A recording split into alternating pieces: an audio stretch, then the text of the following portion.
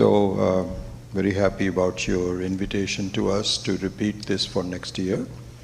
So based on that, what we were thinking is that we will finish the entire Sri Rudram next year. So we will do half of it here. I was kind of rushing through a little bit in order to complete, but with that, we will complete half of it. And then next year, hopefully with everybody's help and with more publicity, we can have more people come here. And we will do the second part, and I will get your counsel on how to revise the first one, how much to spend time on it, so that the new people can also get an introduction. True. And then we will also complete it for next year. So that's our thing. Very good. Om Sahana Vavatu Sahano Bhunaktu Sahaviryam Karavavahai Tejasvinavadhitamastu ma vidvishavahai.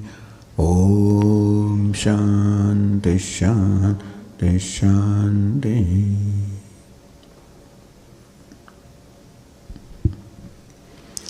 Happy to see you all. Can I raise the volume a little bit?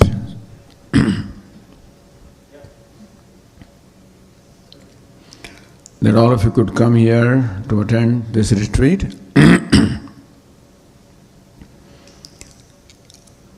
I guess most of you may have already come here. Is there someone who is coming here the first time? All right, good, very good. How has been your experience? Good, okay. So perhaps we can hope to see them next year also. All right. So our Vijayji's method is that you raise a question and we will answer. So let us start. Somebody can start with a question.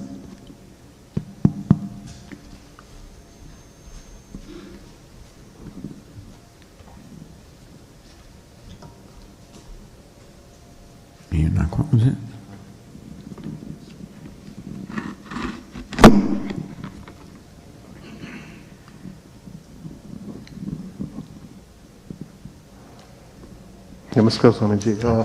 So I had one question, so in this book on Rudram and in general as well, like when they talk of Phalashruti, for instance, here for every shloka, it kind of provides in terms of Phalashruti, it says you repeat the shloka. Some of them it says 20,000 times, others it says 2 lakh times, and so on, right? Like Hanuman Chalis says, Shatabar Path Karajoy. So how do they come up with these numbers? Like how do I make sense of it? Well, these are all given to us by rishis or seers. And so they say you saw this. Rudram and others are all part of Veda. Vedas are not created or written texts. They are revealed texts, that's called Shruti. And therefore, this aspect also as to what the power of that mantra is and how you can invoke that power and benefit from that power, that also goes with the insight of the one who saw this mantra, visualized the mantra, or saw it rather. And so, Phalashruti is given by the one who has given us the main stotra. And therefore, that is the pramanam.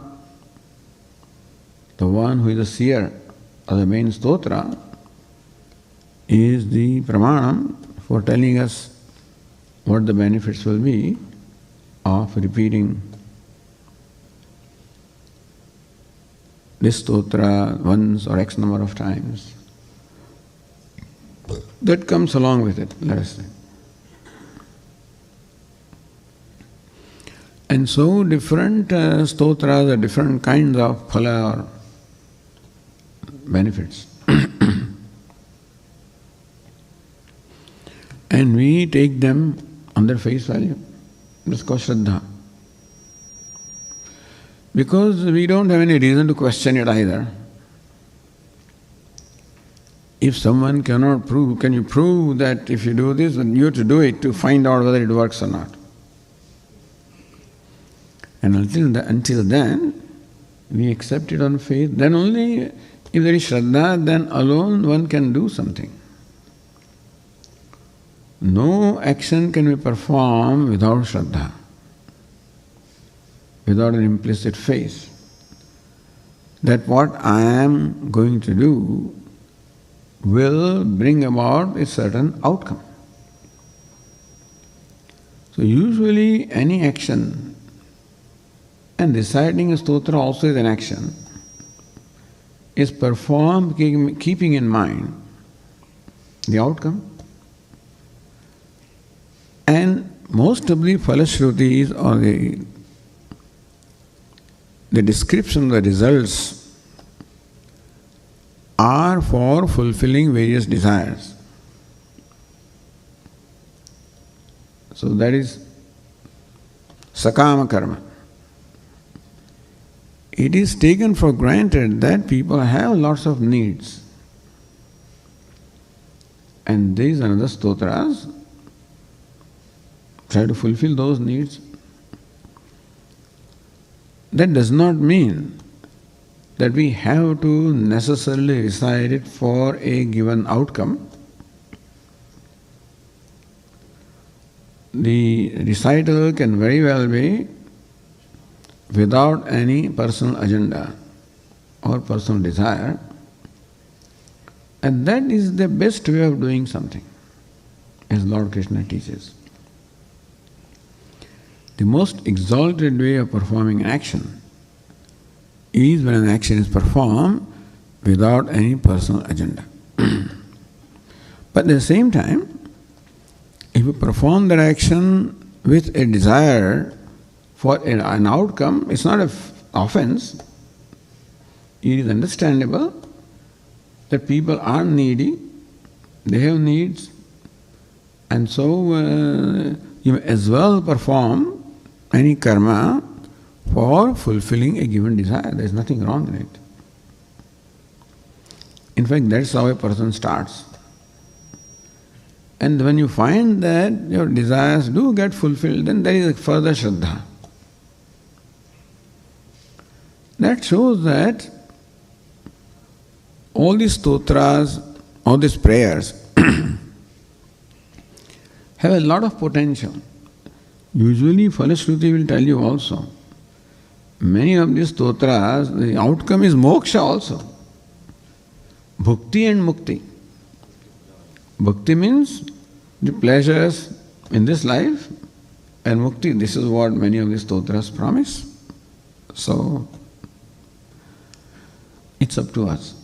But it's better that we don't do this recital, we do it as a prayer and leave it up to Ishvara to decide what the outcome will be.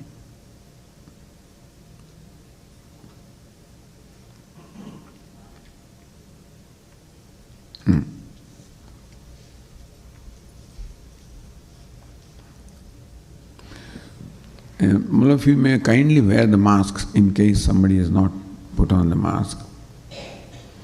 That is instruction that is passed on to me, by the way. I cannot wear it because I can't talk otherwise, but... Swamiji, I have two questions. The first one is, I have seen in this temple here, when they chant the Rudram, I think it was for Puja Swamiji, I don't exactly remember, that when they do Om Namo Bhagavate Rudraya, Om Namo, they do 3 times, one after the other. So I was wondering what was the significance of that. 2-3 times means what? Each sloka is chanted 3 times. Om Namo Bhagavate Rudraya, Om Namo Bhagavate Rudraya, and then Om Namaste Rudramanyave, Namaste Rudramanyave. No, I don't think so. It is only when they are doing the Krama Patha or Ghana Patha That is when in Kramapatha the words are repeated in a certain order. In Ghanapatha words are repeated up and down. There is a certain sequence of recital. But otherwise, it is not usual. No, very rarely. It is not, no, I mean, it's not usual to recite a given passage several times. You can recite the whole Rudram, all 11, and then repeat them. You can do that 11 times. But not usually each one repeated several times. So it's not a given passage that is repeated. It looks like it is repeated when they do this Ghanapatha. Then looks like so words are 1, 2, 2, 1, 1, 2, 2, 3, 2, 3, 2, etc. Right. That's how it goes. Yeah. That's how it goes, yeah. And my second question was the difference between mantra and a shloka. There need not be a difference between mantra and shloka. Sometimes the word shloka is used, tadapyesha shloko bhavati. Very often in the Upanishads we find this statement, tadapyesha shloko bhavati. There occurs this shloka in confirmation or validation of what you have stated. So in the Upanishads also, there are two kinds of Upanishads, Brahmana Upanishad and Mantra Upanishad. In general, a mantra text is considered a pramanam, meaning it is a valid means of knowledge by itself, and Brahmana is generally said to be the explanation of mantra. Brahmana means Veda. And so first Samhita section is the Veda, and following is the Brahmana elaborate section, which is supposed to be the elaboration of the Samhita. And also this Brahmana section tells us where these various mantras or Samhita are to be applied, in what ritual they are to be applied. That's what the Brahmana does. Now many Upanishads also occur in the Brahmana section, like the Prashna Upanishad, Aitareya Upanishad, Chandogya Upanishad, Brihadaranyaka Upanishad, etc. And so this Brahmana Upanishad, Brahmana being considered somewhat lower in authority than a mantra, therefore these Brahmana Upanishads quote mantra in support of what has been stated. So like Taittiriya Upanishad, and Anuvaka concludes with tadapyesha shloko bhavati, in support of that is this shloka. That shloka means mantra, coming from Rig Veda or someplace. So shloka and mantra need not necessarily be different. But usually shloka means a verse, and verses other than mantras are called shloka generally. Like all the Smruti Grantha, like Bhagavad Gita, they are called shloka, verses. A mantra is a sacred chant. But sometimes, as I said, the word shloka also is used in the sense of mantra. So when you go to this Upanishad, tadapyesha, there occurs this shloka, then there the word shloka means mantra. Otherwise shloka means a verse coming from a text other than Veda. And the passage coming from Veda will be called mantra, generally, and from other texts will be called shloka. Also, why is Rudram called Rudra Prashna? Why not?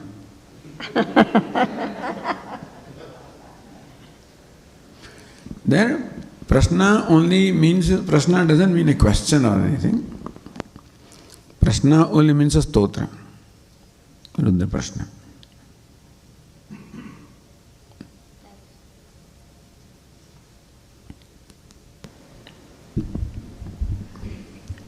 Hariam Swamiji, can you please explain to us the Nila Kantha as the blessing aspect of Rudra? Well, Kantha means one whose neck is blue, the blue-necked one. And that blue neck itself reveals the great compassion on the part of Lord Shiva. A stotra called Mahimna Stotra describes this. Akanda Brahmanda Kshaya Chakita Deva Surkrupa Videyasyasit Yat. So when there was this calamity that the whole universe was coming to an end at the wrong time, Akanda. Because all of a sudden this hala, this poison came out from the milky ocean while they were churning the ocean. And it was so powerful that it looked like it would swallow the whole, burn the whole universe. Akanda Brahmanda Kshaya. So Kshaya, the destruction of a Brahmanda at the wrong time. There is a time when that Kshaya happens, which is all right, but this was not the appointed time. Chakata Deva Srikrupa Videyasya Siddhyat. So Lord Shiva, he cannot contain himself when it comes to rushing for help to those who are needy. Bhuvana Bhaya Bhanga Vyasanina. So one who is the Vyasani, who has the Vyasana means he is also like addicted. That whenever there is any calamity anywhere, he rushes. So when the Devas requested, Devatas and Asuras, different Devatas, nobody accepted to swallow that poison. Not Lord Vishnu, not Brahma, nobody. But this is, he doesn't think. And therefore, wherever there is any calamity, Lord Shiva is as though addicted that he thoughtlessly rushes to remove that calamity. And therefore, without a thought, Lord Shiva simply swallowed that poison without thinking of consequences. Now, this is called real compassion. We also show compassion, but generally we make ourselves secure first and then do what we can do. But here no thought of one's own safety. Sakalmasah kanthe tavan krute nashriyamaho vikaropi shlagyo bhuna bhayavanga vyasaninaha. That this is actually a blemish. Having this kind of mark, a blue mark on the body is a blemish. Vikar. So this blemish that is in your neck, oh Lord, does it not increase their beauty? For someone else it would have been a mark of ugliness. In case of Lord Shiva, vikaropi shlaghyo. Vikara also, this blemish also is vandaniya, is also praiseworthy. Puna bhayabhanga vyasaninaha. One with a vyasanam or addiction of bhanga, of destroying, bhaya, the fear of the world. And so this mark shows this abundant kripa or compassion of the Lord. In that sense, it shows, how He blessed the whole universe, saved the whole creation from an untimely disaster, destruction.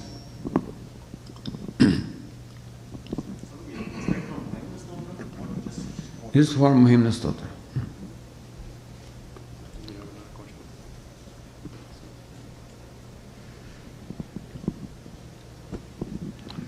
Namaste Swamiji. Actually, just a minute to explain. We are living in Kuwait and we don't have a temple there. For 40 years, me and my wife are living in Kuwait. We are visiting our sister in US and first thing we did was go around the temples. And I had the fortune of having Swamiji, Dayanandji coming and visiting in Kuwait. I've heard him twice. My question today to you is, when we say after life, there is Swarga and Naraka. But once the body is destroyed here, who will get the pleasure or the pain, and how will we get the pleasure or pain? Because there is no body. You cannot punish something which has no body, because according to Bhagavad Gita, it says that this Atma cannot be cut, it cannot wet, it cannot dry, it cannot be heated, it cannot be burnt. So how does this punishment are meted out? If there is a heaven and earth, a hell, or if there is a something like that, I wanted to ask you. Sure. Who is asking this question? Let the microphone be there.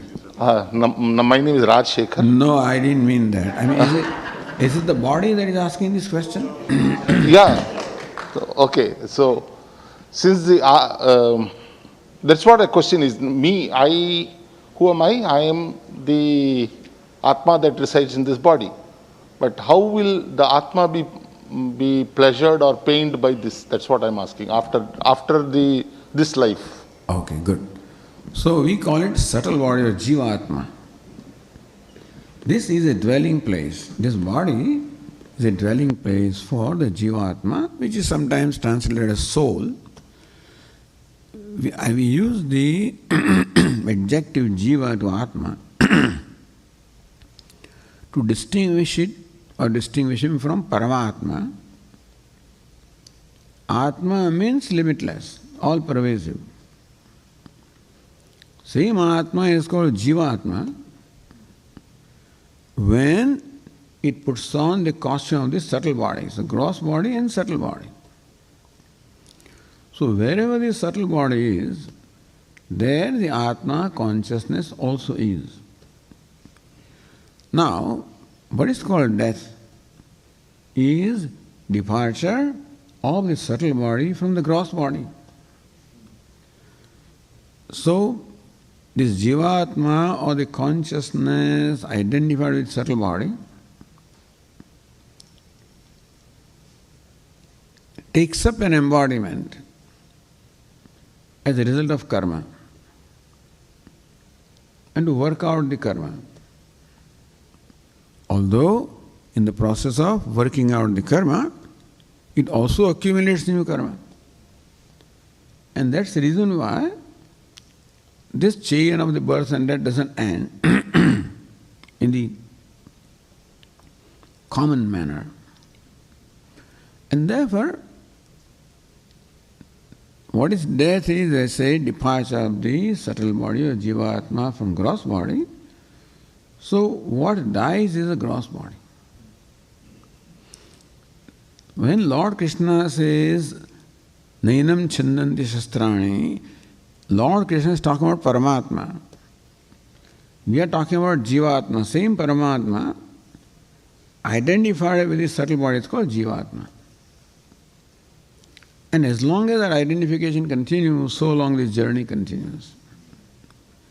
So when a Jiva-Atma departs from this body, what determines the next destination?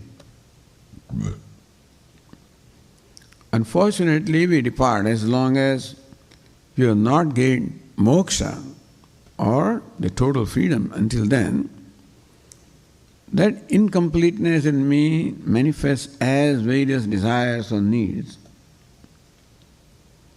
Therefore, ignorant person departs with a desire. And the desire is what determines where the next birth is going to be. It is not that one has to necessarily go to Swarga or Naraka. If there is predominance of punya karma or virtue, then likely that Jivatma will go to Swarga. If there is predominance of papa or vicious karma, then it is likely to go to Naraka. To exhaust those abundance of karma. Too much punya, go to Swarga and exhaust it. Too much papa, go to Naraka and exhaust it. A balance of punya papa, come back as a human being. Come back, take new birth. And so this is what is said, and it makes sense, it's logical. Whether there is a physical realm such as Swarga or Naraka, that there's no way for us to say, nor there's any way to deny it also. So we accept it because the Puranas say that, scriptures say that. But whether we believe in Swarga or Naraka, heaven or hell, one thing is certain, that as you reap, as you sow, so you reap. That law of cause and effect will work itself out. And for experiencing this punya or papa, whether we take under embodiment in some other loka, or in this life or some other life, but we will experience it. So, in my opinion, whether there is a heaven or hell, I think is not important. What is important is that there is an outcome for whatever we do, and we are accountable for that. That's a lesson that we have to learn. In Kuwait, the temples are only in home. There are people who have temples in their own home. In fact, some people go there for darshanam and they perform pujas, etc. secretly. There is one flat, the timing is between 7:30 to 8. You just go and have darshan. There is Krishna, Shiva, all the deities are there. Darshan and sing some bhajans for a half an hour and go. They lock and go. But sometimes that also, if the police come to know about it, then they will say, next 2 weeks don't come. It's done secretly. At least this Kuwait government is somewhat liberal that allows this. At least, Yeah. At least They turn, yeah, that's right. They look the other way around. Saudi Arabia will not allow even that.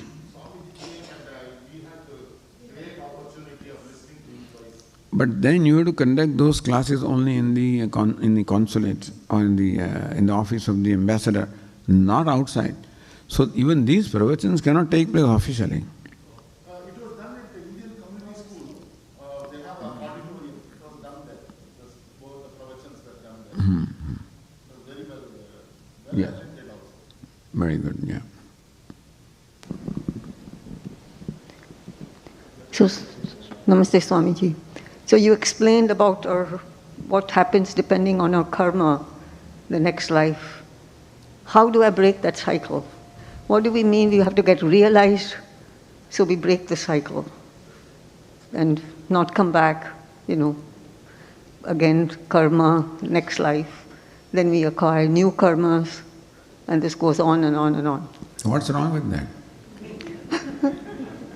I don't know. I don't think that in our human condition at this point, it's not all fun and games. But whether it's fun or not is up to us, is it not so?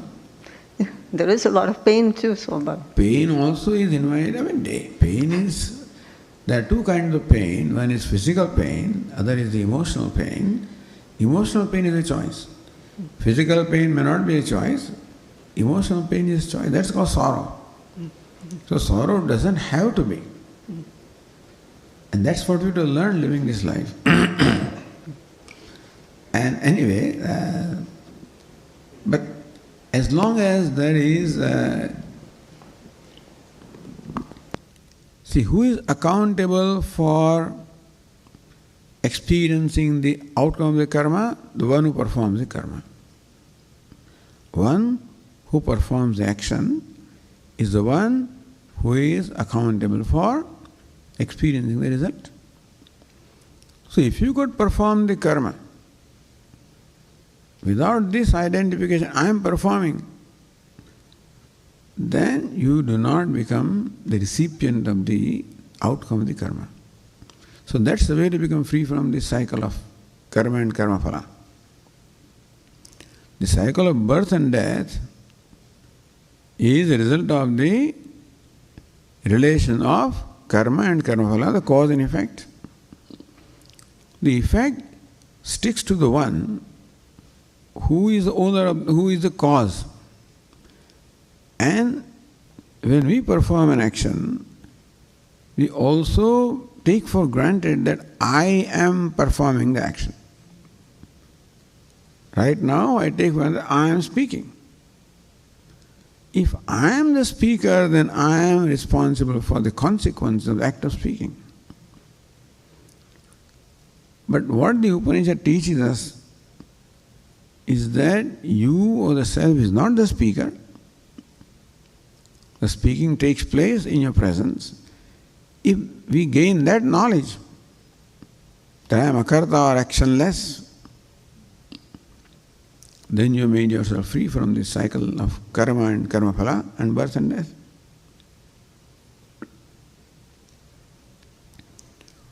So, this is what Vedanta teaches us. How kartrutvam, sense of doership, is a result of ignorance or self-ignorance, and how to work on that ignorance to progressively become free from it. But I would not worry about birth and death myself if I were you. Because we cannot be bothered about the consequence. We can be bothered about what we need to do. So it's best to focus attention on the present and do what needs to be done. Rather than when will this end, what will happen, why will because we don't decide it. We do not decide when this thing will end. But when we perform an action, we can decide why we are performing the action. And that's where the freedom is. To perform an action is the spirit of yoga. So that is the process of progressively becoming free from the consequences of action. And this birth and death also is a consequence of action. So while performing action, it is possible to progressively become free from the consequence of action. That's what we should worry about. And not about what will happen and what birth, death, etc. Vedanta doesn't bother about this next birth and stuff like that. Bothers about the present.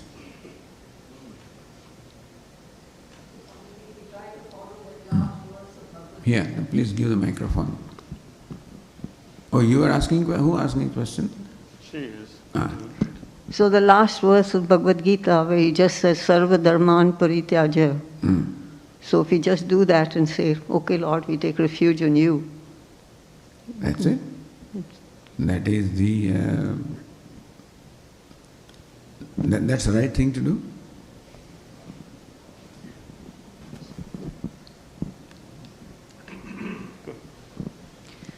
Namaste Swamiji. Yeah. Some people believe that ladies should not be chanting Rudram. I've heard from, I didn't see that here. And that's one. And I wanted to see, is that a human-made rule or did that come from Vedic literature? And the second part is when they do the special Rudram, Ekadasi Rudram or Maharudram, then only men are allowed to chant, only those are counted towards, whatever count that is. So I wanted to find out what your thoughts are. Thank you. You're asking me because I'm a man? Is that why you're asking me? No, this question has been, on my mind, and there are I know many ladies. I have to still learn, but I know many ladies that can really say it well, and I see some in the class. So, again, I don't know what the reason behind it is. Some people say, women cannot sit on the floor, and I don't know what, I couldn't, understand that reason. If someone says to me, you cannot chant, I say, I don't care to chant. Rudram is not the only thing in the world. There are many things that we can chant. Why we hung up on this Rudram and Gayatri, etc.? I understand the question. Sure. But they say, why should I bother? I say, don't chant. I will not chant. There are many other things I can chant. Why should I feel excluded, feel discriminated because I cannot do a certain thing? There are different opinions about whether women can chant or not. And these debates have been going on among the scholars. And I think there are evidences on both the sides. And looks like that most of these ancient traditions beginning were like that. I think in Judaism also, in Islam also, perhaps in Christianity also, women were supposedly barred from certain religious things. And I guess we have to change, that's all I can say. And that is why here you find that kind of discrimination is not there. In fact, your question is about chanting Rudram. We are learning Rudram from Vijayji. And we are even listening to Upanishads. Traditionally that also, we may not be allowed to even listen to Upanishads. There are still those who believe that. So things are changing and they will change. All systems need reforms. And so this reform has mostly happened, but there are still pockets. Like some of our devotees, she went to India and Andhra Pradesh, went to temple and then she joined chanting. Immediately saying, you can do this, cannot do that. Not only that, but in fact, here in the United States, the father passed away, there are 2 daughters, and some ceremonies are being performed, and the daughters were not allowed in some participation. So extremely hurtful, very hurting. And I guess the priest may be following whatever he's taught. And most people cannot break that barrier. So there are barriers. And I guess slowly the barriers are, breaking. And so this needs reforms to be done.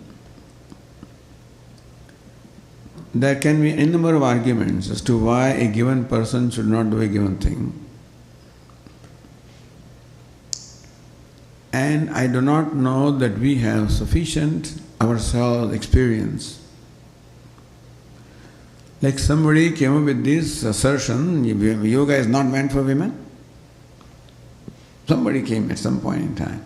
And then there was debate going on. This yoga teacher and that yoga teacher. Only when you have an experiment, a survey, where you have a test case and then those who perform yoga, if this kind of studies are done to determine what is what, but I do not know if any studies are available as to what happens when women chant Rudram. They say, traditionalists will say that it will have some harmful consequence for women. That's what they say. Whether it's true or not, it requires a lot of experimentation. And I do not know that we have carried out those kind of things. The positive effect of chanting Gayatri Mantra, the negative effect, etc. But so it is arbitrary right now that women cannot chant given thing is coming down. That we want to chant that thing also is coming down in terms of our assertion. And all I can say that I do not know what evidence I can present in one way or the other. Those kind of experiments or surveys, I do not know if they are done. Somebody like Maharishi Mahesh Yogi started something like that. Some research is going on also in the Gayatri Parivar on a different scale, not on this scale. But I do not know if we have any supporting data to validate this statement or that statement. So you cannot chant is an arbitrary statement. You can chant is an equally arbitrary. Meaning those who say they do not have, I don't think, any specific reason to assert it one way or the other. All we can say that we have here an institute like us have accepted and given equal freedom to women also. Why chanting Rudra means studying Upanishad? There is also Vedas. But it is that reform is already started long back and will continue. But that there are going to be a number of orthodox or traditional pockets. That is what they know. Right. And that's how they, so we sympathize with them. Okay, I cannot chant, I will not chant. Either if you chant then they'll be hurt. If there's something you'll be hurt. So it is a mutual hurting process, I think. Thank you very much.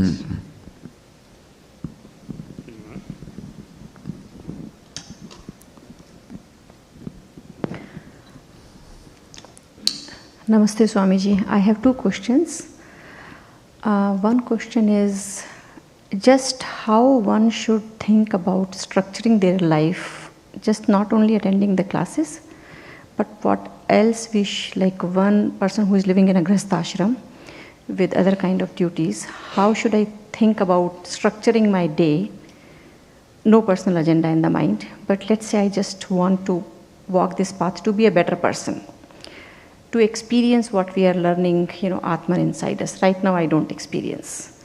Yes, I understand the concept philosophically and conceptually, but how do I think about now walking this path and structure my life so that I can work towards that? That's question one. And second question I have is related to the prayers we are doing. So can we take this question first? Yes, yeah, yes. Okay. Before I forget what you asked, So, about structuring life, there are two aspects. There is some freedom that you have to structure, but the structure may be given to you and you may not have the freedom. Meaning that when you are in the life of householder, there are duties to be performed. If you are working woman, there also the duties are to be performed. So duties are those which we are required to do. That we have to do them. Now, what Lord Krishna has taught us is how everything can become spiritual by the right attitude. So even while doing your day-to-day chores, if your mind is prayerful, if you are able to remember Ishvara, how you are enjoying the grace, and how therefore may this karma become an offering to Him, to the extent that we can bring in this attitude of yoga, then number one, whatever it is that we are required to do itself can become a means of purification of our mind. So when you say that I do not experience it, what is needed and what we have to bring about is the Antagana Shuddhi, or the purification of mind. And this attitude, not so much a given action, as much as the attitude that we entertain while performing the action, is what brings about the purification of mind. So in Grihastha Ashrama there are many chores, many duties that we perform, and we can look upon every duty as an opportunity to express our gratitude for Ishvara. We can look upon every duty as an opportunity to make an offering to Ishvara. So remembrance of Ishvara in our life is important. Lord Krishna says, Tasmat sarveshu kaleshu mamanusmara yudhyacha. The way Arjuna at all the times, yudhya, while performing your duties, mam anusmara, may you please remember me. So it's not so much the karma that is important, but karma can become an occasion of remembering Ishvara. By whose grace I am performing the karma, for whom I am performing the karma. Thus, in the householder's life also, whatever we require to do, if those duties also can be made occasions to maintain a prayerful mind, a mind which has a sense of gratitude, who acknowledge the krupa or grace of Ishvara, who looks upon oneself as a fortunate one that I have the opportunity to do this. So transforming our existing structure as the opportunity to remember Ishvara and prayerfully performing actions as offering to Ishvara. This is the means of purification of mind. What is purification? Is normally when you perform action and we are not attentive, then by default action is performed for a personal agenda. Generally that happens by default. Therefore attentiveness is required to try to give up as much as we can the personal agenda and make that action as a prayerful action, as a for Ishvara. So this is an important thing to do in the life that you are leading. Now when you ask for structuring a life, structuring is possible where you have freedom. There are many things where we don't have freedom to change or not do things we are required to do. Where there is a freedom, then you can structure your life. In whatever time you have, the time that is available to you, where there is no compulsion of performing any duty, you're free from sense of compulsion. That is when you can use the time for either remembering Ishvara, reciting his name, performing prayers, Shravanam, listening to Vedanta. Meaning that that time can be dedicated to Ishvara as prayer, as contemplation, as Shravanam, listening. But this attitude is very important. It's the attitude that will help us translate this knowledge into experience. That I don't experience, Swamiji, what I'm learning. What we require to do is to bring about a purification of our mind, and that is how this will become an experience. So, mind that enjoys purity is one that will experience this. So, two things we have to do while studying the scriptures, listening to them, etc. And secondly, constantly striving to purify our mind with the right values and attitudes and prayers.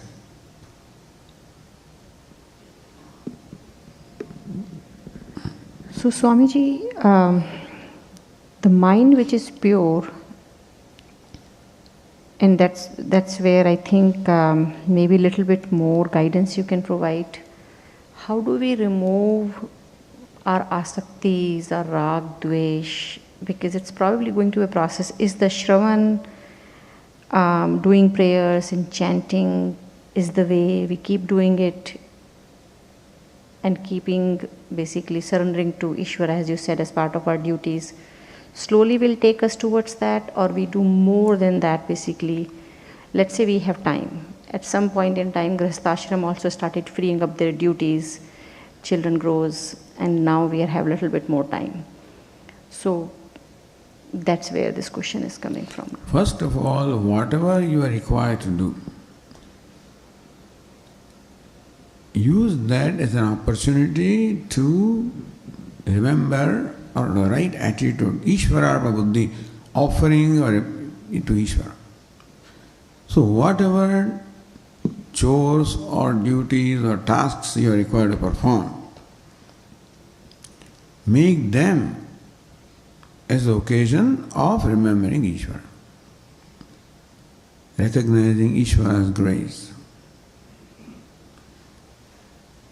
a sense of gratitude for Ishvara, prayerfulness for Ishvara. So karma becomes a great opportunity to do this. And then the remaining time you can divide between Shravanam and prayers.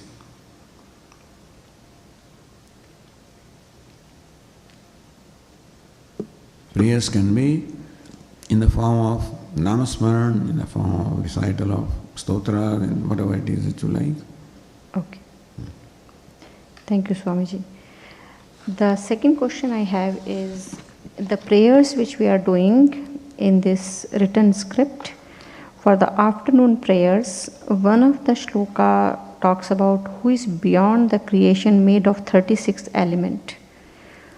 So what are the 36 elements are being referred here? Well, different philosophies, they count elements in different ways. Sometimes they count 24 elements or 25 elements. So, the creation can be looked upon as the 5 elements, that 5 sense objects, 5 sense perceptions, 5 organs of action, 5 organs of 5 pranas, all of the adds up to 24, for example. Then add some other things, So 36 are the elements of which the whole creation is made. So there are different ways of looking at creation. You can just say there are 2 things, Purusha and Prakriti. Then Prakriti can be further divided into only 3, Sattva, Rajas, Tamas. You can further divide them into, as I say, the Sankhyas do, they have 24 tattvas. I think the Shaiva Agama has 36 tattvas. Some more are added. So this is how the 36 is the entities that make up this universe. It's different ways of counting. You can count them only as 1 Prakriti, or 24, or 36, depends on how you count, but 36 represents this universe. And one that transcends this universe, made up of 36 tattvas.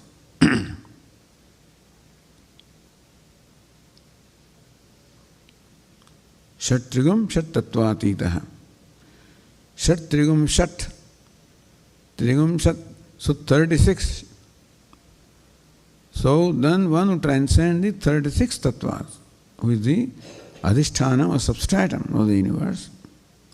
36 is not an important number. What is Atita, one who transcends, that is important. So it depends on how you count what the universe is made up of.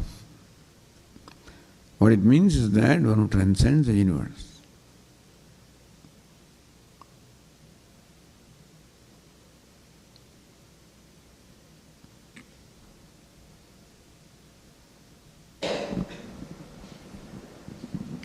Swamiji, when we do the Ganesh Japa, it starts off with a sound, right? Or even Devi Japa starts with Aim, Hreem, Kreem, and so on. So are they sounds or what are they? Ganesh Japa starts with Gam, Ganapati. Is that Gam? Is that what do they mean? Are they words? Or? They are called Bija mantras. They are basically sounds which have potential energy. Bija mantras. And so this Gam, for example, each Bija mantra has a potential energy. And the different devatas represent different energies. And therefore different Bija mantras are associated with different devatas. So Gang Ganapataye Namah, Kling Krishnaya Namah, etc. So Krishna represents an energy is represented by Klim. Gang Ganapataye Namah, Dram Dattatreya Namah. So different devatas have thus different Bija mantras which represent the energy that devata has. And therefore it is customary to recite that Bija mantra associated with that devata.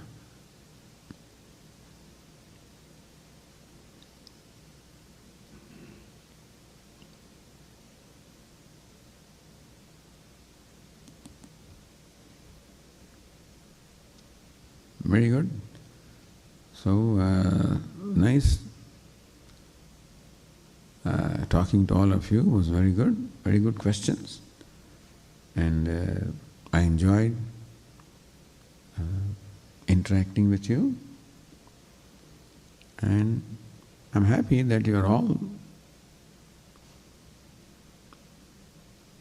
listening to the classes with interest. And commitment looks like. So this is very good. Congratulations to all of you. And we conclude with a prayer. Om Purnamadah Purnamidam Purnat Purnamudachyate Purnasya Purnamadaya Purnameva Vasishyate. Om Shanti Shanti Shanti. Hari Om. Shri Gurubhyo Namaha. Hari Om.